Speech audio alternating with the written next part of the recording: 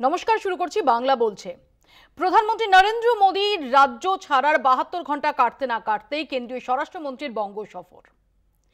৭২ ঘন্টার মধ্যে দুজন প্রধানমন্ত্রী এবং স্বরাষ্ট্রমন্ত্রীর এই সফরকে কেন্দ্র করে খুব স্বাভাবিকভাবেই রাজনৈতিক পারদ সেটা তুঙ্গে উঠছে। অপারেশন সিন্দুর পরবর্তী সময়ে অমিত শাহর এই ভিজিট, যে অমিত শাহ এই পহেলগাঁও কাণ্ডের পর থেকে যে মাসখানেক ইতিমধ্যেই অতিক্রান্ত হয়েছে, তার মধ্যে তিনবার কাশ্মীর সফর করেছেন। তিনি কাল এসে দলীয় কর্মী সমর্থকদের কি বার্তা দেন সেদিকে সবাই তাকিয়ে রয়েছেন। অন্যদিকে পাল্টা সুর চড়াচ্ছে তৃণমূল কংগ্রেসও। আমরা দেখেছি প্রধানমন্ত্রী নরেন্দ্র মোদী তিনি কার্যত ভোটের দামামা আলিপুরদুয়ারে বাজিয়ে যেতে না যেতেই স্বয়ং মুখ্যমন্ত্রী তিনি কাউন্টার করেন প্রধানমন্ত্রী নরেন্দ্র মোদীর বক্তব্যের, এবং সব মিলিয়ে এখনো চলছে রাজনৈতিক তরজা। এরই মধ্যে আগামীকাল শাহী সফর, এই সব নিয়ে আমরা আলোচনা করব। আমাদের সঙ্গে যারা উপস্থিত রয়েছেন তাদের সঙ্গে পরিচয় করিয়ে দিই। আমাদের সঙ্গে রয়েছেন তৃণমূল কংগ্রেসের পক্ষ থেকে কৌশিক বিশ্বাস, বিজেপির পক্ষ থেকে সজল ঘোষ, কংগ্রেসের পক্ষ থেকে আশুতোষ চ্যাটার্জি এবং রয়েছেন আমাদের মুখ্য রাজনৈতিক বিশ্লেষক জয়ন্ত ঘোষাল। আমি শুরুতে একবার চোখ রাখি প্রতিবেদনে।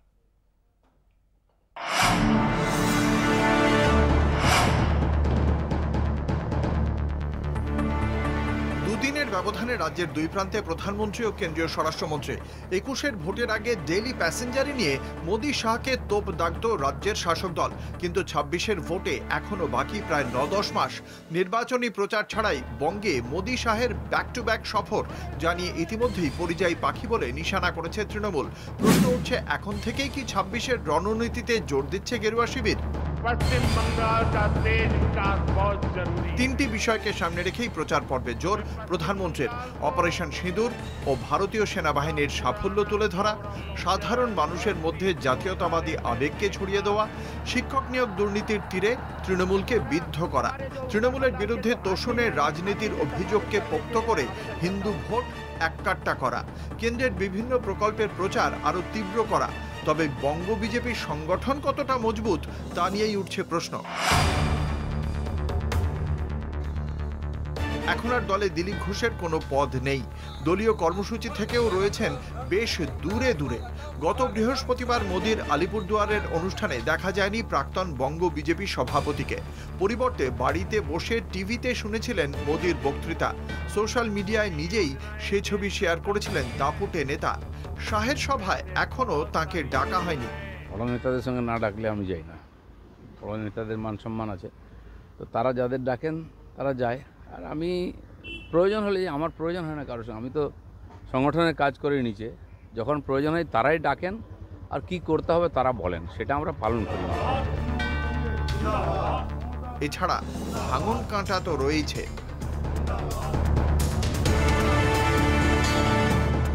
রাজ্যে ১৩০০ মণ্ডল রয়েছে পদ্ম শিবিরের। কয়েকটি ছাড়া সব জায়গায় নতুন মণ্ডল কমিটি গঠনের প্রক্রিয়া শেষ। অর্ধেকের বেশি মণ্ডলে সভাপতির পদে এসেছেন নতুনরা। ৪৩টি সাংগঠনিক জেলার মধ্যে ৩৯টি সাংগঠনিক জেলায় সভাপতির নাম ঘোষণা, তার মধ্যে ২৮ জন নতুন সভাপতির দায়িত্ব পেয়েছেন। সংগঠনের সঙ্গে নানাভাবে যুক্ত থাকলেও পদাধিকারী হিসেবে নতুন রয়েছেন অনেকেই।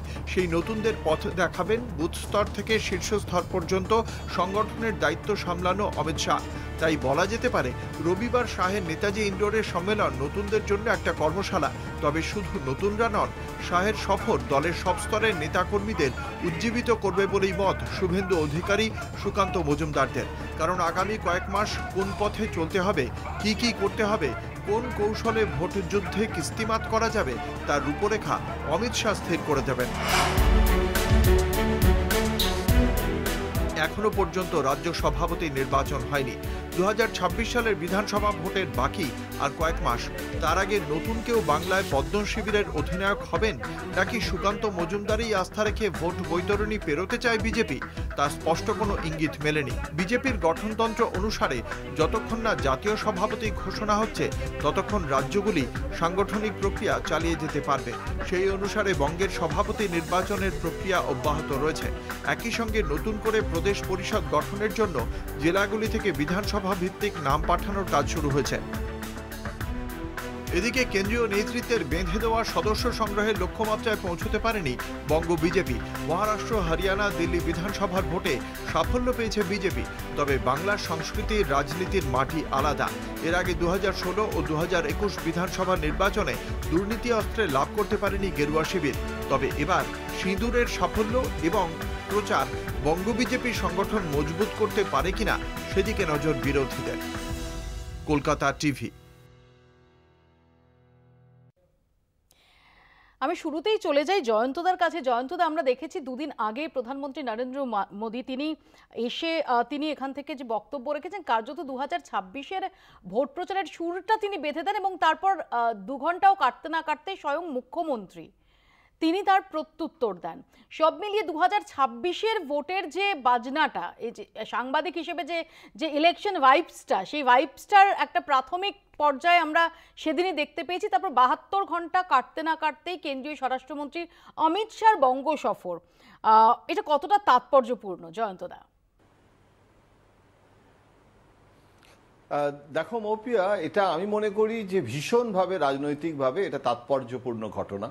প্রথম কথা হচ্ছে যে নরেন্দ্র মোদী এবং অমিত শাহ এরা দুজনেই তো প্রধান নির্ধারক শক্তি বিজেপি, এবং বিজেপি একটা খুব মস্ত বড় দল, মানে গোটা পৃথিবীতে বোধহয় সর্ববৃহৎ দলে পরিণত হয়েছে। এখন সেই বৃহত্তম গণতন্ত্রের প্যান ইন্ডিয়ান একটা বৃহৎ দল, তার বিহার নির্বাচন রয়েছে নভেম্বরে। এখন পশ্চিমবঙ্গ বিহার পাশাপাশি অনেক সময় নেতাদের যাতায়াত করতেও লজিস্টিক্যাল সুবিধে হয়, যখন আর কি বিহারে যাচ্ছি তাহলে একটু পশ্চিমবঙ্গও গেলাম। কিন্তু পশ্চিমবঙ্গ যদি অগ্রাধিকার না হতো তাহলে কখনোই এত তাড়াতাড়ি সর্বপ্রথম নরেন্দ্র মোদী তো হচ্ছেন ওনার বিজেপির প্রচারের সব থেকে বড় মুখ, এবং সেখানে কেন এত তাড়াতাড়ি পশ্চিমবঙ্গে মানে ওরা এই কাজটা শুরু করছেন, এটা আমার ক্ষুদ্র বুদ্ধি থেকে আমার নিজের একটা বিশ্লেষণ হচ্ছে যে যেহেতু পশ্চিমবঙ্গে রাজ্য বিজেপির যে প্রস্তুতি এবং তার যে আজকের যে পরিস্থিতি, গ্রাউন্ড রিয়েলিটি, সেখানে কিন্তু দুর্বলতা আছে। বিজেপি রাজ্য নেতারাও ব্যক্তিগতভাবে আলাপচারিতায় স্বীকার করেন যে এই দুর্বলতাটা আছে ন্যাচারালি, এটা কোনো মানে রকেট সায়েন্স নয়। উত্তরপ্রদেশের বিজেপি, এমনকি বিহারের বিজেপি আর পশ্চিমবঙ্গের বিজেপি, আমরা একসময় মানে যখন বিজেপির প্রথম দিকে কভার করতাম আজ থেকে মানে বহু বছর আগে, তখন বলতাম যে এটা হচ্ছে non base area of BJP. Shyama Prasad Mukherjee বাঙালি, তিনি জনসংঘের প্রতিষ্ঠাতা। এটা বাজপেয়ী এবং আডবাণীজির একটা মনের দুঃখ ছিল যে বাজপেয়ীজি নিজে শ্যামাপ্রসাদ মুখার্জির ব্যক্তিগত সচিব ছিলেন, অথচ পশ্চিমবঙ্গে আমরা পাচ্ছি না। এখন পশ্চিমবঙ্গের কমিউনিস্ট শাসনের দীর্ঘ 3 দশকের রাজত্বের অবসান ঘটানো সম্ভব হয়েছে, সেটা মমতা বন্দ্যোপাধ্যায়ের নেতৃত্বে। এখন বিজেপি এত তাড়াতাড়ি করছে এই জন্য যাতে রাজ্য বিজেপি নেতারা একটা ইম্পেটাস পান এবং তারা যাতে হোমওয়ার্ক করাটা, কেননা রাজ্য নেতৃত্ব, Suvendu Adhikari leader of the opposition, Sukanta Majumdar তিনি রাজ্য সভাপতি, তাদের আন্তরিকতার বা চেষ্টায় কোনো ত্রুটি আছে আমি এটা বলবো না, কিন্তু দুর্বলতা 1 কোটি সদস্য সংগ্রহ অভিযান, বিজেপির যে অভিযান সেখানে সদস্য সংগ্রহ কটা হয়েছে, কি হয়েছে? আমি বিভিন্ন জেলায় জেলায় গিয়ে মানে আমি অনেককে প্রশ্ন করি কলকাতায়, তারা বলে যে আমাদের এখানে বিজেপি নেই, কি করা যাবে? এখন যে ইস্যুগুলো, অপারেশন সিন্দুরি হোক আর দুর্নীতি হোক, মমতার বিরোধিতা হোক, সেটা তো গ্রামে গ্রামে জেলায় জেলায় পৌঁছে দিতে হবে। তার জন্য একটা ভেহিকল দরকার। শুধু মোদী আর অমিত শাহর ছবি দিয়ে তো হবে না, তারা বারবার এসে একটা অ্যাড্রিনালিন সঞ্চারণ করতে পারেন, কিন্তু সেটা তো বাস্তবায়িত করার জন্য সংগঠন দরকার। আমি এখানে আসবো জয়ন্তদা, আমি আসবো আপনার কাছে। আমি এখানে কৌশিক বিশ্বাসের কাছে আসি। কৌশিকদা, 72 ঘন্টার মধ্যে প্রধানমন্ত্রী এবং কেন্দ্রীয় স্বরাষ্ট্রমন্ত্রী তাদের বঙ্গ সফর। আমরা দেখেছি 2021-এর আগে যেভাবে টপ লিডার্সরা, নরেন্দ্র মোদী প্রধানমন্ত্রী, কেন্দ্রীয় স্বরাষ্ট্রমন্ত্রী অমিত শাহ, বিজেপির সর্বভারতীয় সভাপতি জেপি নাড্ডা, তারা যেভাবে আসতেন সেই সময় আপনারা সেটাকে ডেলি প্যাসেঞ্জারি বলে কটাক্ষ করতেন। এখনও 2026-এর নির্বাচনের প্রায় মাস 10 দেরি রয়েছে। আমরা দেখছি 72 ঘন্টার মধ্যে এই দুজন হেভি ওয়েট বিজেপি নেতা তাদের বঙ্গ সফর, তাদের মধ্যে একজন প্রধানমন্ত্রী, একজন কেন্দ্রীয় স্বরাষ্ট্রমন্ত্রী। দেখুন, আপনারা তো জানেনই যে প্রত্যেকবারই যখন ভোট আসে তখন পরিযায়ী পাখির মতন বিজেপির কেন্দ্রীয় নেতৃত্ব এবং শীর্ষমন্ত্রীরা পশ্চিমবঙ্গে আসেন, মিথ্যার ঝুলি নিয়ে আসেন এবং প্রত্যেকবারই তারা পশ্চিমবঙ্গের জনগণের দ্বারা প্রত্যাখ্যাত হন। আপনি 2021-এর কথা একদম রাইটলি পয়েন্ট আউট করলেন। যদি আমার স্মৃতি খুব বিস্তৃত না হয়, প্রধানমন্ত্রীজি সম্ভবত 13 বার এসেছিলেন 2021-এ, 43 বার ওনাদের শীর্ষ বাকি কেন্দ্রীয় মন্ত্রীরা এসেছিলেন, প্রায় 1 লক্ষ আধা সামরিক বাহিনী ছিল। তারপর আপকি বার 200 পার করতে গিয়ে 77-এ পরিণত হলেন। ফলে ওনারা যত আসবেন পশ্চিমবঙ্গে পরিযায়ী শ্রমিক এবং পরিযায়ী পাখিদের মতন, ততই কিন্তু পশ্চিমবঙ্গের মানুষ ওনাদের প্রত্যাখ্যান করবেন, কারণ পশ্চিমবঙ্গের মানুষ বুঝে গেছেন যে ওনারা শুধু ভোটের আগেই আনাগোনা করবেন, ওনারা পশ্চিমবঙ্গের জন্য কিছু করবেন না। আর আমাদের বর্ষিয়ান রাজনৈতিক বিশ্লেষক এবং সাংবাদিক জয়ন্তদা একটা খুব গুরুত্বপূর্ণ কথা বললেন, ওই একটা কথাটা আমি ধরবো, যে ইমপেটাস দিতে উনি বললেন, আপনারা হয়তো খেয়াল করেছেন। আমার যেটা মনে হয় যে প্রধানমন্ত্রীজি অমিত শাহজি ওনারা নিজেরাও জানেন যে ওনারা 2026 সালে জিততে পারবেন না, কিন্তু একটা মানে মুখ দেখানোর মতো শো আপ তো করতে হবে, সেই জন্য ওনাদের এই যাতায়াতটা শুরু হয়েছে।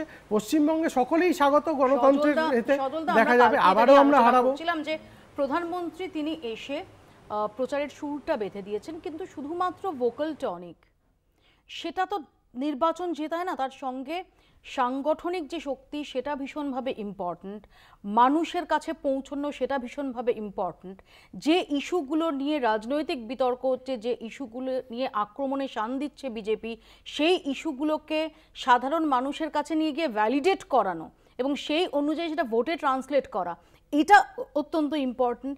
সেই দিকগুলো হোমওয়ার্ক প্রপারলি হচ্ছে কি? দেখো, যদি হয় তাহলেও আমি এখানে বসে বলবো হ্যাঁ হচ্ছে, দারুণভাবে হচ্ছে। যদি নাও হয় তাহলেও আমি এখানে বসে বলবো দারুণ হচ্ছে। আমার সবচেয়ে বড় কথা হচ্ছে, দেখুন পলিটিক্সটা না রিয়েলাইজ করতে হবে। আমি দাবায় চাল দিতে গেলে আমায় ভাবতে হবে যে আমার উল্টো দিকে যিনি আছেন তিনি যাতে আমায় সহজে কিস্তিমাত না করতে পারেন। এই যে যিনি আমার আগে বলছিলেন, তিনি বললেন 77, হ্যাঁ এই আমি আপনাকে প্রশ্ন করি, দেখুন হঠাৎ রাজনীতিবিদ হয়ে গেলে সমস্যা। যারা ছোটবেলা থেকে রাজনীতিটাকে কলেজ জীবন থেকে বা ধারাবাহিকভাবে যারা রাজনীতি করে আসবেন তারা এটা বুঝতে পারবেন যে 3 থেকে 77 মমতা বন্দ্যোপাধ্যায় তার 14 পুরুষের রাজনৈতিক জীবনে হতে পারেননি, হতে পারবেন না। এটা হচ্ছে ব্যাপার রাজনীতিতে। আবার সেই 77 তো 65 হয়ে গেছে। আরে আমি বোঝাচ্ছি আমি বোঝাই যে মমতা বন্দ্যোপাধ্যায় একবার গত বোধহয় 84 সালের না, কত না 84 না, আর একটু পরে কত সাল বলো, যেবারে মমতা বন্দ্যোপাধ্যায় একা আর 2004 একজন সাংসদ, সরি হ্যাঁ 2004 এর নির্বাচনে তৃণমূল কংগ্রেসের একমাত্র সাংসদ ছিলেন। তার আগে ওনারও 7-8টা ছিল, তার আগে ওনাদেরও 7-8টা ছিল, এটা চলে, কিন্তু একটা ধারাবাহিকতা থাকে। মুশকিলটা হচ্ছে মমতা বন্দ্যোপাধ্যায় কবার প্রত্যাখ্যাত হয়েছেন জনগণের দ্বারা, বলেছিলেন হয় এবার নয় নেভার। শুনুন, সেটা হচ্ছে 2001-এ বলেছিলেন। হ্যাঁ, রাজনীতি এমন একটি বস্তু, এবারও হয়নি আবার নেবারও হয়নি। মানে যেবারে বলেছিলেন সে বলেছিলেন এবার আর নেবারটা ভয়ঙ্কর কথা। রাজনীতিতে দেখো এবারও হলো না, নেবারও হলো না। তিনি সাংবাদিকদের এরম দেখিয়েছিলেন, তোমাকেও দেখিয়েছিল এরম ভাবে। তারপরে বলেছিল যে এর পরের মিটিংটা আমরা রাইটার্স বিল্ডিং এ, তা না করে কালীঘাটে বসে আবার সেই কি সায়েন্টিফিক রিগিং এর তত্ত্বকে সামনে আনতে হয়েছিল। রাজনীতিতে এবার হয় চুপচাপ পুলে চাপ, এসব হয়েছে প্রত্যেকবার। যে এগুলো নিয়ে এ ভাবার কিছু কারণ নেই, এ সমস্ত ভুলভাল কথা মানুষকে কিছুটা বিভ্রান্ত করতে পারে। আমার এখানে একটা প্রশ্ন, তুমি যেটা বললে পরিসংখ্যান দিয়ে অ্যাবসলিউটলি ঠিক, আমার শুধু এখানে একটা প্রশ্ন যে তৃণমূল কংগ্রেসের, কারণ আফটার অল তো 2026 এটা বিধানসভা নির্বাচন, নরেন্দ্র মোদী ডেফিনেটলি সেখানেও নরেন্দ্র মোদী সরকারের পজিটিভ দিক এগুলো তোমাদের মূল হাতিয়ার, কিন্তু যেহেতু 2026-এর নির্বাচনে তো নরেন্দ্র মোদী লড়বেন না ভোটের ময়দানে নেমে, তৃণমূল কংগ্রেসের তা সত্ত্বেও একজন মমতা বন্দ্যোপাধ্যায় ছিলেন বা মমতা বন্দ্যোপাধ্যায় আছেন, যেটা তুমি বললে যে মমতা বন্দ্যোপাধ্যায় 2004-এর এক থেকে শুরু করে একজন সাংসদদের পর যখন 2008 থেকে পাশা উল্টাতে শুরু করে, 2008-এর পঞ্চায়েত নির্বাচন থেকে, এবং ফাইনালি 2011-এ তৃণমূল কংগ্রেস 34 বছরের বাম সরকারের পতন ঘটাতে সক্ষম হয়, একজন মমতা বন্দ্যোপাধ্যায় ছিলেন। বিজেপির সেই ক্ষেত্রে দাঁড়িয়েও সেই রকম একজন রাজনৈতিক ব্যক্তিত্ব তিনি কি রয়েছেন? না, সব সময় ব্যক্তিকেন্দ্রিক নাও হতে পারে এবং বিজেপিতে এটা হয়ও না। বিজেপিতে এই যদি জেলাগুলো দেখো, উত্তরপ্রদেশের কে মুখ্যমন্ত্রী হবে, হ্যাঁ, সেইভাবে আগে থেকে কোনো প্রজেকশন ওভাবে হয় না। এক, দুই হচ্ছে এরা যে দুজনের কথা বললেন, একজন মমতা ব্যানার্জি আর একজন হচ্ছেন মোদিজি, যে যা স্ব ক্ষেত্রে দুজনেই লার্জার দ্যান লাইফ, দুজনেই। মুশকিলটা হচ্ছে একবার মমতাকে দেখে শুধু ভোট হয়েছিল তা নয়, প্রথম যেবার 11 সালে যেটা ভোটটা হলো, একটা হচ্ছে মমতাকে দেখে, আরেকটা হচ্ছে সিপিএম এর প্রতি রাগে। এবারে যেটা হবে সেটা অ্যান্টি মমতা ভোট হবে। আগে যেটা হতো প্রো মমতা ভোট, এবারে যেটা হবে সেটা প্রো মমতা ভোট হবে, আর হচ্ছে মোদির গভর্নেন্স, এই দুটোর ওপরে ভোট হবে। এবং আমি যদি জিজ্ঞাসা করি মৌপ্রিয়া, আমি বিশ্বাস করি তুমি কোনোভাবেই তৃণমূল নয়, হ্যাঁ, লোকে যে যাই বলুক না কেন, আমি যদি তোমাকে বলি, আমি বলছি, আমি সেটাই বলছি যে আমি তোমায় যদি জিজ্ঞাসা করি, তুমি বলো, বা জয়ন্তদার মতন ব্যক্তির সঙ্গে ডিবেট করা এটা সত্যি সৌভাগ্যের ব্যাপার। আপনারা 10টা কারণ বলুন, 10টা, আপনি আমার 10টা ব্যর্থতা দেখাতে পারেন, কিন্তু 10টা কারণ বলুন যে কারণের ফলে লোকে তৃণমূলকে ভোট দেবে। আমি আসবো এখানে, আমি এখানে আশুতোষ, এক সেকেন্ড কৌশিকদা আসবো, আমি এখানে আশুতোষ চ্যাটার্জির কাছে আসি। আশুতোষ, এরকম পরিস্থিতি আমি জাস্ট একটা ইনফরমেশন দেবো যে কালীগঞ্জ বিধানসভায় সেখানে কংগ্রেস লড়ছে, এবং কংগ্রেস যে লড়ছে সেটা নিয়ে আরএসপি রীতিমতো বামফ্রন্টের অন্দরে দরাদরি করেছে, মুচলেখা অবধি বিষয়টা গড়িয়েছে যে 2026-এর বিধানসভা নির্বাচনে আরএসপিকে ওই বিধানসভা কেন্দ্রে লড়তে দিতে হবে। আমার বক্তব্য হচ্ছে এই প্রসঙ্গে নয়, আমার বক্তব্য হচ্ছে যখন দাঁড়িয়ে তৃণমূল কংগ্রেস ডেফিনেটলি এত নেগেটিভ ইস্যু তাদের জন্য থাকা সত্ত্বেও, দুর্নীতি থেকে শুরু করে একাধিক ইস্যু তাদের এগেনস্টে থাকা সত্ত্বেও, অন্তত লাস্ট যে নির্বাচন, লাস্ট যে আমরা 6টা বাই ইলেকশনে যদি দেখি, সেখানে তৃণমূল কংগ্রেসের অন্তত নার্ভাস হয়ে যাওয়ার মতো কিছু হয়নি। এক, দুই, বিজেপি তারা পুরোদমে এখন থেকে প্রধানমন্ত্রীর আশা, কেন্দ্রীয় স্বরাষ্ট্রমন্ত্রীর আশা, তারা পুরোদমে একটা ওই ইমপেটাস, যেটা জয়ন্তদা একটু আগে বলছিলেন, এই ইমপেটাসটা দেওয়ার তৈরি করছেন। সেই সময় দাঁড়িয়ে বাকি যে স্পেসটার কথা বলা হচ্ছে, বামেরা বা কংগ্রেস, তারা তো এখনো প্রস্তুতি নয়। প্রথমে বলি, আমরা প্রস্তুত যদি না থাকতাম তাহলে আমাদের তৎপরতা নিয়ে আপনারা অন্তত আলোচনা করতেন না, এটা পরিষ্কার বলতে হয়। দ্বিতীয় কথা, আপনার প্রতিবেদনের মাধ্যমে আমরা হয়তো ইমপেটাস দেওয়ার চেষ্টা করছি, এটাও হতে পারে। আমি বলছি তোমাদের ইমপেটাস দেওয়ার চেষ্টা করছি। আমি বলছি মমতা বন্দ্যোপাধ্যায় 2011-তে সোনিয়া গান্ধীর আশীর্বাদ, কংগ্রেসের আশীর্বাদ না থাকলে জীবনও 100 বছরে সরকার করতে পারতো না, এটা মমতা বন্দ্যোপাধ্যায় নিজেও জানেন। আর ছিল, মানে তখন লালকৃষ্ণ আদবানি, আমি তো ছিলাম না, মানে সেই সময় তুমি তো অন্য দলে ছিলে। যাই হোক, আমি যেটা বলি সেটা হচ্ছে, আমার এখানে না কালীঘাটের কাকুর কথাটা মনে পড়ে যাচ্ছে। এই কালীঘাটের কাকুর ইন্টারেস্টিং সাবজেক্ট। 7 মাস লেগে গেছিল সিবিআই এর শুধু গলার স্বর বার করতে, এসএসকেএম এ ট্যুর করে বেরিয়েছে। এখন মুশকিল হচ্ছে, মোদিজি বা অমিত শাহ যে আসছে পশ্চিমবঙ্গে, কি বলবেন? আমার আপনার কাছে কি বলবেন? দেখুন, আমি ওই তৃণমূল কি বলছে, বিজেপি কি বলছে, কি ন্যারেটিভ সেট করতে চাইছে রিলিজিয়াস লাইনের ওপর, এসব আমি বলতে চাই না।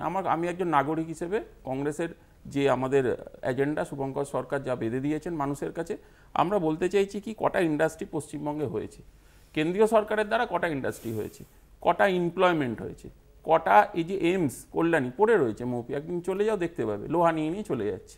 তো আমার বক্তব্য হচ্ছে, এইমসে নর্থ বেঙ্গলের কি পরিস্থিতি, চা বাগানের কি পরিস্থিতি, হিন্দুস্তান কেবলসের মতন এত বড় একটা ইন্ডাস্ট্রি যেখানে, আমি বলছি না এটা আমি আরেকটা কথা বলতে দিতে হবে, বলতে দিতে হবে, আস্থাটা কোথায়? আস্থাটা খাস্তা হয়ে গেছে। তার কারণ হচ্ছে যে সিবিআই পশ্চিমবঙ্গে যখনই রেলগাড়ি করে ঢোকেন, বর্ডারে ঢোকেন, সারদা নারদা থেকে আমরা দেখেছি যে পুরো আজকে অভয়া থেকে শুরু করে এসএসসি স্ক্যাম, এত বড় স্ক্যাম, রাস্তায় শিক্ষক শিক্ষিকারা বসে আছেন, মার খাচ্ছেন, একটাও চোর ধরা পড়ছে না। এবং পশ্চিমবঙ্গে যাদের হয়ে সজলদার মতো নেতারা ডিফেন্ড করছেন, তাদের ভাইরা চার্জশিটে নেন, সিবিআই চার্জশিটে নেন, তারা কি কথা বলবেন? আশুতোষ, ডেফিনেটলি সিবিআই এর ভূমিকা নিয়ে হাজারটা প্রশ্নের অবকাশ রয়েছে। আবার জয়ন্তদা রয়েছেন, জয়ন্তদা দীর্ঘদিন দিল্লিতে থেকে সাংবাদিকতাটা করেছেন। এটা এক সেকেন্ড আশুতোষ, এটাও স্মরণ করো যে কংগ্রেসও সিবিআইকে কাজে লাগাতো না, এরকম অপবাদ কংগ্রেসকে কেউ দিতে পারবে না। এবং এই যে সিবিআইকে কেজড প্যারট যখন বলা হয়েছিল প্রথমবার, সে সময় ইউপিএ সরকার, কাজে শুধুমাত্র এজেন্সি ব্যবহার করে শুধুমাত্র এজেন্সি ব্যবহার করে শুধুমাত্র এজেন্সি ব্যবহার করে ভোটে জেতা যায় না। ইউপিএ সরকারে তো রাস্তায়, কলকাতার রাস্তায় সিবিআই আর কলকাতা পুলিশের মারামারিও আমরা দেখিনি। এটা একটু এটা জানা উচিত মানুষের। না তাহলে কোনটা? এক সেকেন্ড, তাহলে সিবিআই নিয়ে সেটিং না সিবিআই নিয়ে মারামারি কোনটা? তোমার কথাতেই তো সেলফ কন্ট্রাডিকশন থাকছে, যে কোনো একটা হবে। আইদার মারামারি হবে অথবা সেটিং হবে। মারামারি আর সেটিং তো একসাথে হতে পারে না। সেটিং এন্ড স্লিপিং বোথ, এটা বুঝতে হবে। এবং এই যে না না, আরে সজলদা না, এক কথা কেন, 2 নম্বর কথাটা তো শুনতে হবে। আর 2 নম্বর কথা শুনতে হবে তো, 2 নম্বর কথা বলার দরকার নেই, 1 নম্বর কথাটা শুনতে হবে তো। আমরা বলে দিয়েছি 1 নম্বর পয়েন্টটা উত্তর দিয়ে দিই। 2 নম্বর কথা শুনবো। অভিষেক দেখো, তোমার সঙ্গে আমার যুদ্ধ নেই। আমি এটা আমার সময় তো আমাকে বলতে দিতে হবে। না আশুতোষকে আমি ওই কি 2 নম্বর কথা 2 নম্বরই কথাটা বল, 2 নম্বরই না, ওটা তুমি অ্যাড করেছো। ওটা তুমি যে আমাদের দল করতে তখন 1 নম্বর সেগমেন্টে। আশুতোষ, ব্রেকের পর 2 নম্বর সেগমেন্ট নিয়ে ফিরে আসছি, তখন তুমি 2 নম্বর কথা ডেফিনেটলি বলবে। ছোট্ট একটা ব্রেকের পর ফিরছি, দেখতে থাকুন কলকাতা টিভি। বঙ্গ সফরে অমিত শাহ 2 দিনের সফরে রাজ্যে। কেন্দ্রীয় স্বরাষ্ট্রমন্ত্রী 31শে মে থেকে 1 জুন রাজ্যে একাধিকত আজকে রাত থেকে আগামী কাল সন্ধে পর্যন্ত একাধিক কর্মসূচি রয়েছে অমিত শাহর। দেখুন।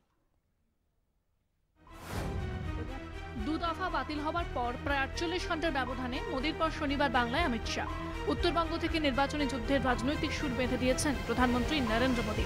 এবার 26শে বিধানসভা নির্বাচনে রণনীতি সাজাতে দক্ষিণবঙ্গে সাংগঠনিক বার্তা দেবেন কেন্দ্রীয় স্বরাষ্ট্রমন্ত্রী। শনিবার রাতে কলকাতায় আসবেন অমিত শাহ, থাকবেন নিউ টাউনের একটি হোটেলে। সেখানে দলের শীর্ষ নেতাদের সঙ্গে আলোচনা হতে পারে। রবিবার প্রথমে যোগ দেবেন রাজারহাটের একটি সরকারি অনুষ্ঠানে, এরপর নেতাজি ইন্ডোর স্টেডিয়ামে সাংগঠনিক সভা। মণ্ডল স্তর পর্যন্ত সমস্ত নেতাদের নিয়ে 26-এর রণনীতি ঠিক করে দিতে পারেন। সিমলা স্ট্রিটের স্বামী বিবেকানন্দের বাসভবনে গিয়ে শ্রদ্ধা নিবেদনও করতে পারেন। দিল্লি ফিরবেন রবিবার বিকেলে।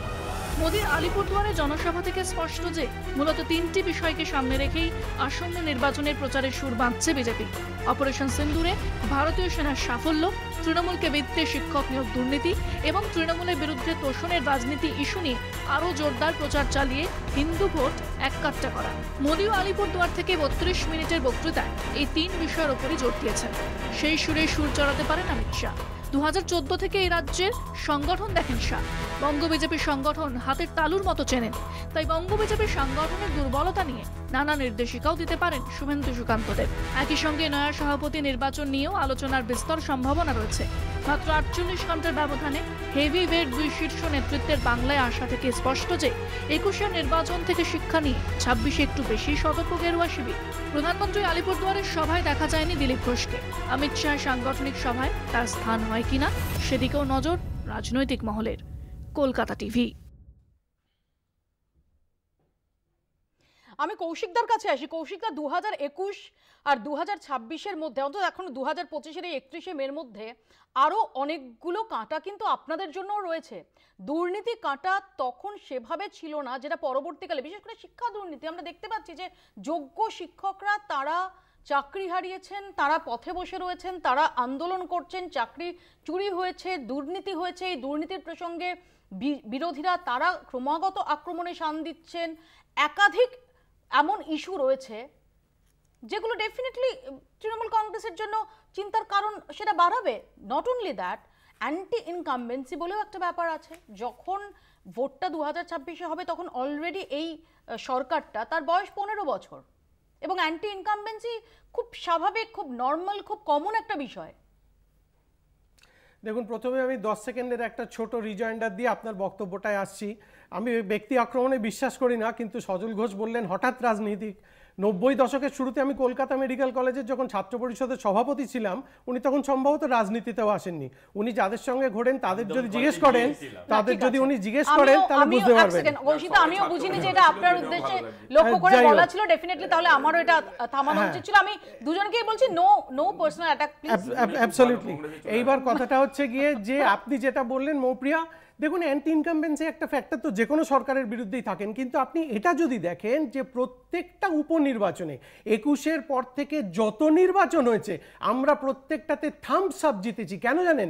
2021-এ 51টা এরকম প্রকল্প ছিল যেটা পশ্চিমবঙ্গের প্রত্যেকটা মানুষের জীবনকে ছুঁয়ে যায়। রাজ্য সরকার, হ্যাঁ একটা ব্যতিক্রম। আর এখন 2026-এ আমাদের এখন 61টা এইরকম রাজ্য সরকারের প্রকল্প আছে। ভাই একটু বলতে দাও, আমি তো তোমার সময় বলিনি। 2026-এ 61টা এরকম রাজ্য সরকারের প্রকল্প আছে যেগুলো মানুষের জীবনকে ছুঁয়ে যেতে পারে। শুধু তাই নয়, আজকে দুর্নীতির যে ইস্যুগুলো সামনে এসেছিল সেই ইস্যুগুলোর পরেও কিন্তু একাধিক উপনির্বাচনে আমরা কেন জিতছি জানেন?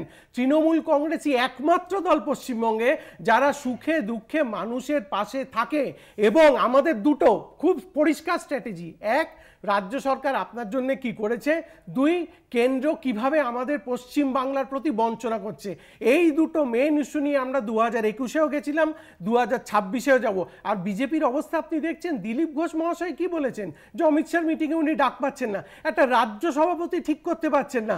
নরেন্দ্র মোদীর 71 জনের মন্ত্রিসভার মধ্যে 28 জনের বিরুদ্ধে অপরাধমূলক শাস্তির নোটিশ রয়েছে, যেখানে 2012 সালে 3.02 লক্ষ মহিলার মানে যে বিরুদ্ধে অভিযোগ ছিল, মানে তাদের বিরুদ্ধে দুর্ঘটনা ঘটেছিল, সেটা নরেন্দ্র মোদীর আমলে 2022 সালে 4.49 লক্ষ। সেখানে নরেন্দ্র মোদী এবং তার বিজেপি কোন কথায় পশ্চিমবঙ্গে ভোট চাইতে আসবেন? কি করেছেন পশ্চিমবঙ্গের জন্য? সজলদা আমি বলি সজলদা প্লিজ। না আমার ডেফিনেটলি আমার তো প্রশ্ন থাকবে। সজলদা, এত ইস্যু আছে, ডেফিনেটলি এত হাতিয়ার আছে আপনাদের, কিন্তু যদি আমরা দেখি যে গত যে নির্বাচন কয়েকটি হয়েছে, ইনক্লুডিং 2024-এর লোকসভা নির্বাচন, আমরা বাংলায় নির্বাচনের ইস্যুর আগে আলোচনা শুরু হতে দেখি যে বাংলায় কত দফায় ভোট হবে, কত কেন্দ্রীয় বাহিনীর উপস্থিতিতে, অর্থাৎ বিপুলভাবে তৃণমূল কংগ্রেস সমস্ত ভোট লুট করেছে। এই কথাটা আপনারা 2024-এর যখন ভোট হয়েছে প্রত্যেক দফার শেষে আপনারাও বলেননি, কিন্তু তারপর দেখা গেছে আপনাদের 18 থেকে কমে 12 এসে দাঁড়িয়েছে আসন সংখ্যা। আমার বক্তব্য যে এই ইস্যুগুলো নিয়ে আপনারা রাজনৈতিক ময়দানে যতটা সুর চড়াচ্ছেন সেটাকে ভোট বাক্সে তো ট্রান্সলেট করতে পারছেন না। হয়েছে? হ্যাঁ, আগে আমি সময় দেবে তো? হ্যাঁ দিচ্ছি তো। না, তাহলে আমি শুধু ওনার কথার উত্তর দেবো, আর সময় দিলে দুজনের কথা উত্তর, সময় দিতে হবে দুজনের মতো না। আমি বলছি প্রথম কথা, অভিষেকের 2 লাইন বলে দিই। হ্যাঁ, অনেক পুরনো পার্টি স্বাধীনতার সময় থেকে। অভিষেক আশুতোষ, আশুতোষ। একটা হচ্ছে যে ল্যাংটান নেই বাটপাড়ের ভয়। কংগ্রেস তাই যা খুশি তাই করতে পারে, যাকে খুশি তাই বলতে পারে। ও যে বলছিল না কটা এমস, আমি ভাবছি এটা তো আমি বলতাম যে কটা এমস করেছে এতদিন স্বাধীনতার পর থেকে আজ অবধি কংগ্রেসের সরকার 60-65 বছর রাজত্ব করেছে, তারা কটা এমস করেছে, আর মোদিজি গত 14 বছরে কটা এমস করেছে। এখন ও এটা বলতে শুরু করে আমি বুঝতে পারিনি। দেখুন, প্রথম কথা হচ্ছে যে উনি যখন 90 সালে মেডিকেল কলেজে রাজনীতি করতেন, আমি তখন আমি তখন মাধ্যমিক পাস করেছি। আমি না শোনেন, আমি কোনো ব্যক্তি আক্রমণ করে, শোনো একটু ভালো লাগবে।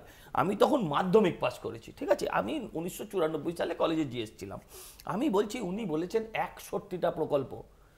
কত লোক দেখছে সেটা নয়, এটাকে বারবার চালাবেন, এটাকে বিভিন্ন সোশ্যাল সাইটে দেবেন আমার এই কথাটাকে, যে 61টা প্রকল্প উনি যদি এখানে বসে বলতে পারেন, উনি অফিসিয়াল প্রবক্তা, 61টা প্রকল্পের নাম বলতে পারলে আমি এখান থেকে দাঁড়িয়ে বসে বলে যাব যে তৃণমূল কংগ্রেসকে ভোট দিন, মমতা ব্যানার্জিকে ভোট দিন। পারবেন বলতে? ঠিক আছে, আপনি পরে একদিন টাইম করুন, পরে আসতে হবে। যে প্রবক্তা নিজে 61টা প্রকল্পের নাম জানে না, সে দলকে ভোট দিতে হলে চাই না, আমরা ওনাকে চাই না, এই হচ্ছে মুশকিল। যে জানে না আর চেঁচাবেন না, হয়ে গেছে, হাওয়া বেরিয়েছে। এবার বলতে পারি, কিন্তু আমরা ওনাকে চাই না, ওনাকে আমরা চাই না। আমাকে চাইতে হবে না, বলছে আমি বলবো।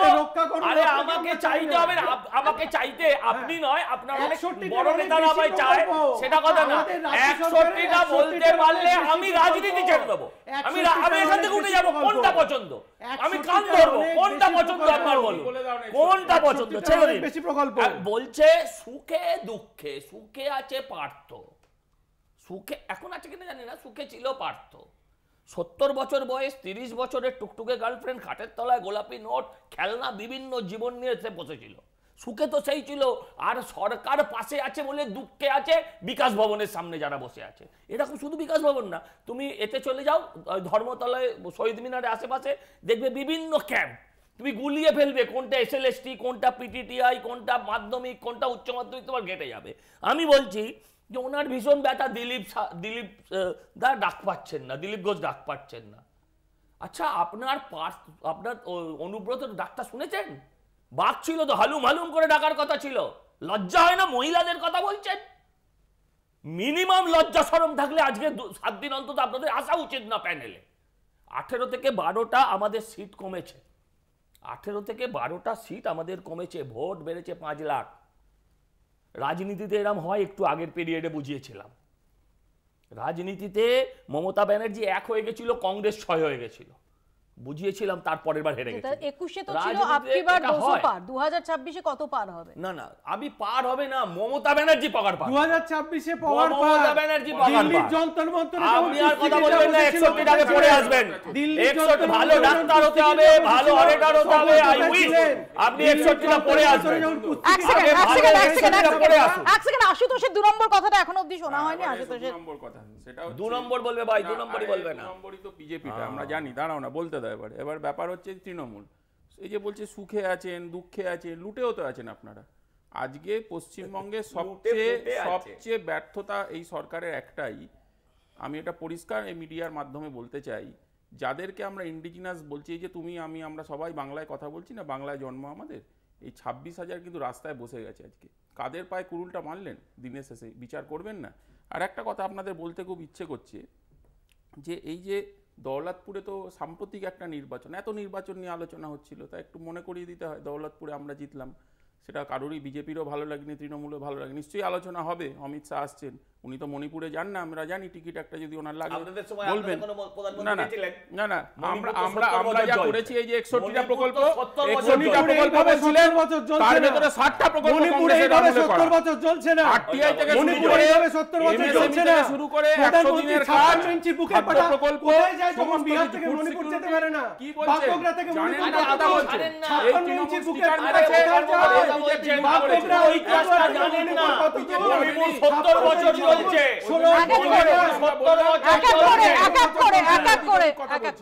এদিক ওদিক ঘুরিয়ে কথা বলা যাবে না, এখানে পরিষ্কার কথাটা বলুন। 61টা প্রকল্পের কথা সজলদা বলছিলেন, যে উনি বলুক, আমি চাই সজলদা 30টা বলুক, উনি 31টা বলুক, কেন উনি রাজ্যে আছেন, আমরা রাজ্যেও কিছু পাচ্ছি না, কেন্দ্রেও কিছু পাচ্ছি না।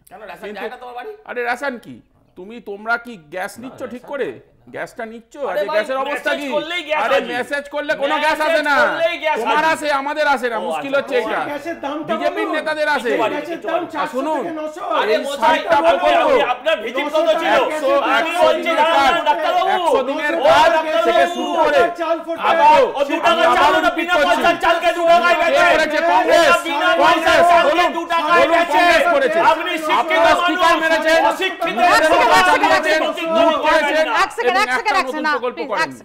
আমি একটু জয়ন্তদার কাছে আসি। জয়ন্তদা, ইস্যুর অভাব নেই, সাংবাদিকদের জন্য ডেফিনেটলি বাংলায় ভোট আসছে শুধুমাত্র এ রাজ্যের সাংবাদিক না, আমরা দেখি যে ন্যাশনাল মিডিয়া তাদেরও পাখির চোখ হয়ে দাঁড়ায় এই বাংলার ভোট, এবং রাজনৈতিকভাবে বাংলার ভোট চিত্র সেটা ভীষণ সিগনিফিকেন্ট, গোটা জাতীয় স্তরেও ভীষণ সিগনিফিকেন্ট। এই যে এত ইস্যু রয়েছে, ইস্যুর অভাব নেই, কিন্তু এই ফ্যাক্টরগুলোর মধ্যে আসলে ডিসাইসিভ ফ্যাক্টর কোনগুলো হয়ে উঠতে পারে, আর কোনগুলো জাস্ট পলিটিক্যাল রেটরিকের জন্যই?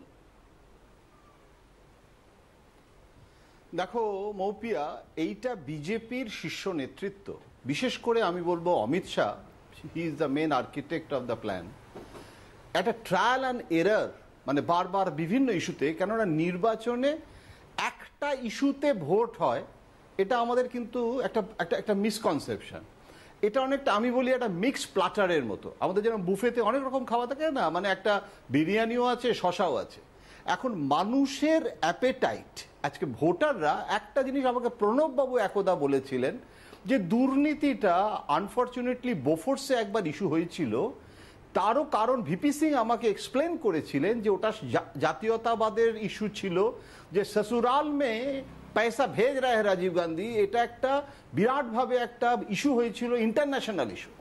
কিন্তু চুরিটা প্রণববাবু বলতেন যে একটা পিরামিডের মতো, একদম শীর্ষ থেকে তলা পর্যন্ত মানে আমরা জামাই উপরি পায় কিনা জিজ্ঞাসা করে পুলিশের শ্বশুরমশাই জিজ্ঞাসা করে যে এখানে একটা সিস্টেমটাই এত করাপশন ফ্রেন্ডলি একটা আমাদের পলিটিক্যাল সিস্টেম, যে কারণে নরেন্দ্র মোদী একটা ভয়ঙ্কর ভাবে কিন্তু ভ্রষ্টাচার বিরোধিতার স্ট্যান্ড লালকেল্লা থেকে পর্যন্ত বলেছেন, কিন্তু ভোটের সময় operation Sindoor can be the major issue.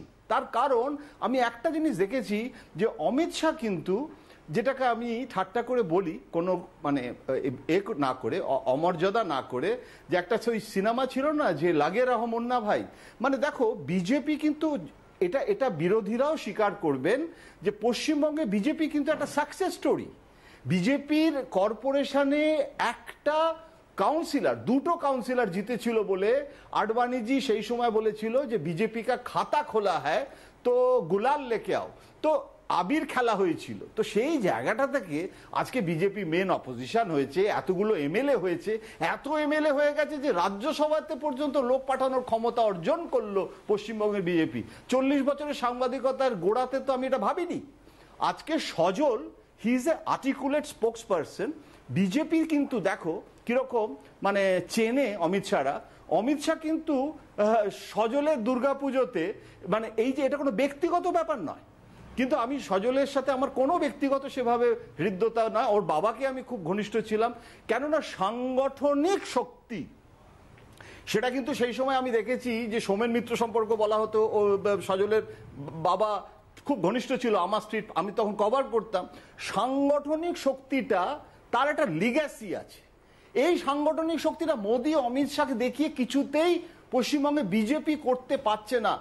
ইস্যুর কোনো অভাব নেই, কিন্তু মমতা বন্দ্যোপাধ্যায়ের ক্ষেত্রেও কিন্তু মনে রাখতে হবে যে সঙ্গে সঙ্গে নবান্নে কিন্তু একটা প্রেস কনফারেন্স করা 3টের সময়, টিট ফর ট্যাট, এই যে একটা পলিটিক্যাল ডিএনএ আছে না, এইটা বিজেপির মধ্যে কোথাও একটা মোদী অমিত শাহ একবার আমাকে বলেছিল যে আমি তো বিজেপির শীর্ষ নেতা, সেটিং কে হতা হ্যায়, আমি কি চাইবো না যে পশ্চিমবঙ্গে বিজেপি ক্ষমতায় আসুক? আমি সেটিং এর তত্ত্বে একদম বিশ্বাস করি না। সেটিং যদি হতো তাহলে নবীন পট্টনায়ককে বিজেপি ওই রকম ভাবে ক্ষমতাচ্যুত করতো না। সেটিং তো নবীন পট্টনায়কের সাথে বিজেপির সেটিং এর তো আর কোনো বিকল্প ছিল না।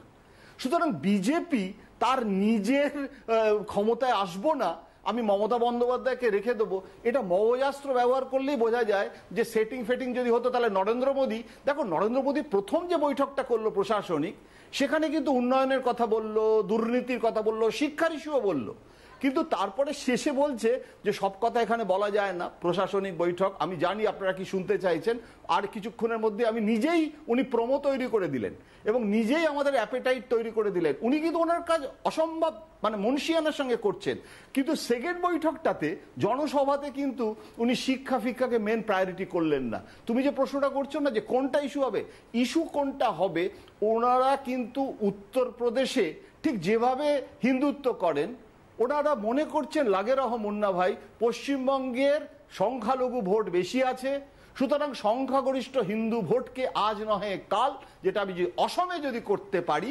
ক্যান মানে স্প্রিং ফার বিহাইন্ড, এখানে যদি হয় তাহলে এখানে কেন হবে না। এখানে আমার ব্যক্তিগতভাবে মনে হয় যে কোথাও একটা বিজেপির ভুলও হচ্ছে হয়তো। এতটা কেন, আমাকে আডবাণী বলতেন যে আমি কিন্তু রাম রথযাত্রায় পশ্চিমবঙ্গ এবং এই জায়গায় উত্তরপ্রদেশের মতো ইম্প্যাক্ট পাইনি, কিছুতেই পাই না। বাঙালির ডিএনএতে বিদ্যাসাগর আছে, বঙ্কিমচন্দ্র আছে, রাজা রামমোহন তো ভয়ঙ্কর ভাবে মানে বিজেপির কাছেও ব্রিটিশের দালাল অনেকে বলেন। সুতরাং আমার মনে হয় যে ওখানে একটা রিলুক, ওয়েস্ট বেঙ্গল বিজেপি সে ক্ষমতা নেই যে দিল্লি বিজেপিকে বোঝানো যে ওয়েস্ট বেঙ্গল মডেলের একটা ইউনিক মডেল হওয়া উচিত। এগুলো আমার নিজের ব্যক্তিগত অভিমত। আমি মনে করি যে বিজেপি, আবার এটাও হতে পারে সাবজেক্ট টু কারেকশন, বিজেপি যদি হিন্দুত্ব করে তুলতে পারে, পশ্চিমবঙ্গের সমস্ত জয় শ্রীরাম করে দিতে পারে, 2019-এ অনেকটা সফলতা পেয়েছে, কিন্তু মমতা বন্দ্যোপাধ্যায়ও কিন্তু 2019-এর পর স্ট্র্যাটেজি অনেক চেঞ্জ করে ফেলেন। এবং জয়ন্তদা এখানেই জয়ন্তদা যে নির্বাচনী ময়দানে হিন্দুত্ব ইস্যু, সেই হিন্দুত্বের তার সেটা কাজ করুক বা না করুক, এটা তো ঘটনা যে আমাদের এই সাম্প্রতিক অতীতে আমরা যেভাবে দেখেছি যে হনুমান জয়ন্তী বা রামনবমী ভীষণভাবে চর্চিত একটা ঘটনা হয়ে দাঁড়িয়েছে, যেটা এর আগে ছিল না। একেবারে এখন বাঙালি ভোটার শেষ পর্যন্ত একটা পশ্চিমবঙ্গের রায়টের প্রচুর ইতিহাস আছে এবং আমরা ক্যালকাটা ম্যাসাকার থেকে আমাদের ইনহেরিটেন্স, দেশভাগ এবং যেভাবে সংখ্যালঘু সম্পর্কে সাধারণ বাঙালিদের মধ্যে একটা চোরাস্রোত সাম্প্রদায়িকতাহীন পশ্চিমবঙ্গ আমরা রেনেসা করেছি। সুতরাং আমাদের মধ্যে কোনো মেরুকরণ নেই। এই ভাবের ঘরে চুরি করার কোনো মানে হয় না। ট্রাফিক সিগনালে রবীন্দ্রনাথের গান শুনলেই আমি ধর্মনিরপেক্ষ বাঙালি হয়ে গেলাম আর বইমেলা। এখন এই জায়গাটা, এই পোলারাইজেশনের রাজনীতিতে বিজেপি সফল হবে কিনা, এটা দেখো, এটা আমি জানি না। সেটার জন্য আমাদের ভবিষ্যতের দিকে তাকিয়ে থাকতে হবে। আমি আসবো আপনার কাছে। আমি একদম শেষ পর্যায়ে চলে এসেছি। আমি 1 মিনিট করে শুধু 3 জনের কাছে যাব। প্রথমে কৌশিক বিশ্বাস। দেখুন, পশ্চিমবঙ্গ রামকৃষ্ণদেবের পশ্চিমবঙ্গ, স্বামী বিবেকানন্দের পশ্চিমবঙ্গ। আমরা দৃঢ়ভাবে বিশ্বাস করি এই পশ্চিমবঙ্গে সংখ্যাগুরু হিন্দুরাও কিন্তু মেরুকরণের রাজনীতিতে ভোট দেবে না। একজন সাধারণ প্রান্তিক মধ্যবিত্ত বাঙালিও কিন্তু মাসের মাইনের সঞ্চয় থেকে একটা দেশ পত্রিকা কেনেন, বুদ্ধদেব গুহ পড়েন। এই বাঙালি কিন্তু কোনোদিনও মেরুকরণ। অধীর রঞ্জন চৌধুরীর অভিযোগ, বহরমপুরে ইউসুফ পাঠানকে এনে মেরুকরণের রাজনীতিতে হাওয়া দিয়েই অধীর রঞ্জন চৌধুরীকে পরাস্ত করা হয়েছে। এটা অধীর রঞ্জন চৌধুরীর অভিযোগ হতে পারে, এটা আমাদের মেনে নেওয়ার কোনো প্রশ্নই নেই, এটা ওনার অভিযোগ। আমরা সার্বিকভাবে বলছি পশ্চিমবঙ্গের মানুষ, পশ্চিমবঙ্গের মানুষের নিজেদের দল তৃণমূল কংগ্রেসকে তাদের পারফরমেন্স, তাদের উন্নয়ন এবং কেন্দ্রের বঞ্চনা, এই দুটোর উপর ভিত্তি করে 2026-এ আমরা 250-এর বেশি আসন জিতবো। আজকে লিখে নিন। সজল দা, এখন লিখে দিতে বলেছে, আর আমি কি করব, লিখেই নিন। দেখুন, রামকৃষ্ণের বাংলা ভাগ্যিস বলেনি মা শারদা, যিনি বলেছিলেন নাকি, ওনারা বলে যে আমি চোরের মা, আমি ডাকাতের মা, আমি পার্থর মা, আমি অনুব্রতর মা। মা শারদা কোনোদিন বলেন, মা শারদা বলেনি। এখানকার যারা তোষামতকারী যারা আছে তারা বলেছিল। শুনুন, আমি আপনাকে বলি, জয়ন্তদাকে আমি বলি যে দেখুন, খোলাখুলি টিভিতে বসে তো এই অ্যাপিজমেন্টের পলিটিক্স নিয়ে ডিসকাস করা সম্ভব হয় না। আমি আপনাকে একটা কথা বলি, আপনি ঠিক, বাঙালির ডিএনএতে ধর্মনিরপেক্ষতা ছিল। আমরা বাঙালিরা কিরাম ছিলাম শুনুন, আমরা হচ্ছে বাঙালি হচ্ছে ধর্মনিরপেক্ষ, আর মুসলিম হচ্ছে ধর্মপ্রাণ মুসলিম। মুশকিল হচ্ছে এটা আমরা বিশ্বাস করতাম। আপনি যে লোকটার নাম বললেন তিনি আমার রাজনৈতিক গুরু, আমি একটা অন্য দলের প্রবক্তা হয়ে বলতে আমার কোনো দ্বিধা নেই। আমার বক্তব্য হচ্ছে পরিস্থিতি পাল্টে যাচ্ছে প্রতিদিন, এটা আমরা দেখতে পাচ্ছি। আমার আশেপাশের ডেমোগ্রাফিটা আমরা সবাই চোখ খুলে দেখতে পাচ্ছি।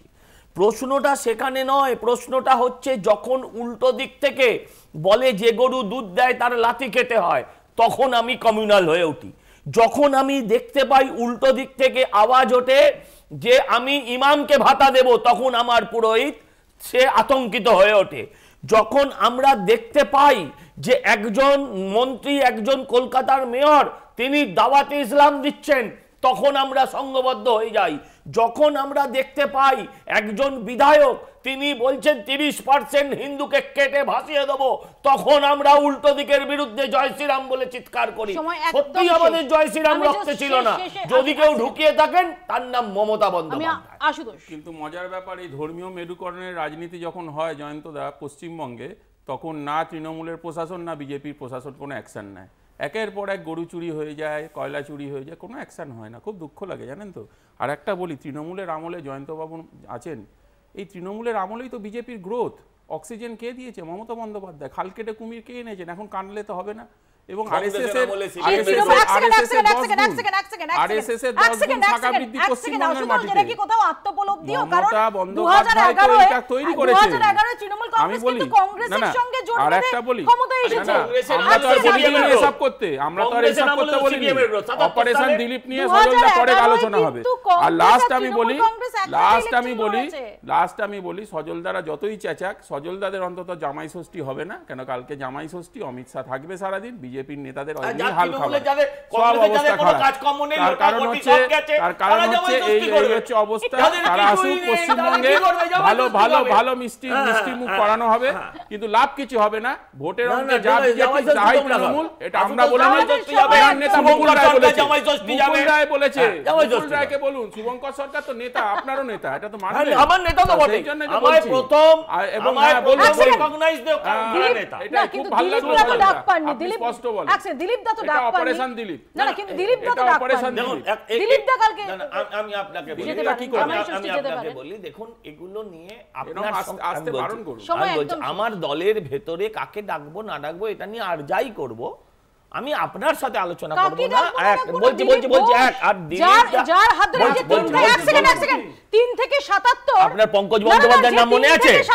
পঙ্কজ বন্দ্যোপাধ্যায় আপনার প্রাক্তন রাজ্য সভাপতি। আবার বলছি আপনি তো দলটা পুরো করেননি। পঙ্কজ বন্দ্যোপাধ্যায়ের কথা মনে আছে? আপনি আগে সেটা বলুন। আশুতোষ না না কৌশিক দা আমি আশুতোষ বললেন, একসেকেন্ড আমি না না শেষ করে নিই। আমার জিজ্ঞাসা এই যে করতে এক গেলে সেকেন্ড হবে। আশুতোষ আমার 10 সেকেন্ডে আমি জাস্ট শেষ করব 3 থেকে 77 এর কথা যেটা বললে 3 থেকে 77 কিন্তু দিলীপ ঘোষের সভাপতিত্বের সময়ই হয়েছে। হয়েছে হ্যাঁ সভাপতিত্বের সময় হয়েছে কথা ঠিক। এটা অস্বীকার করতে পারো না। কেন অস্বীকার করব? কিন্তু তাই বলে একটাই পোস্ট বাকি সব ল্যাম্প কিন্তু পোস্ট 3 থেকে আমরা 77 এই এর কারিগর কালকে ডাক না পাবেন না না। আমরা এই থিওরিতে বিশ্বাস করি না। আমাদের সময় একদম শেষ, এখানেই শেষ করতে হবে। আমাদের নজর থাকবে আগামী কাল কেন্দ্রীয় স্বরাষ্ট্রমন্ত্রী অমিত শাহর কর্মসূচির দিকে। আজ রাতেই তিনি এসে পৌঁছেছেন, সেই সংক্রান্ত আপডেটও আমরা দিতে থাকবো। আপাতত বাংলা বলছে এখানেই শেষ করছি। দেখতে থাকুন কলকাতা টিভি।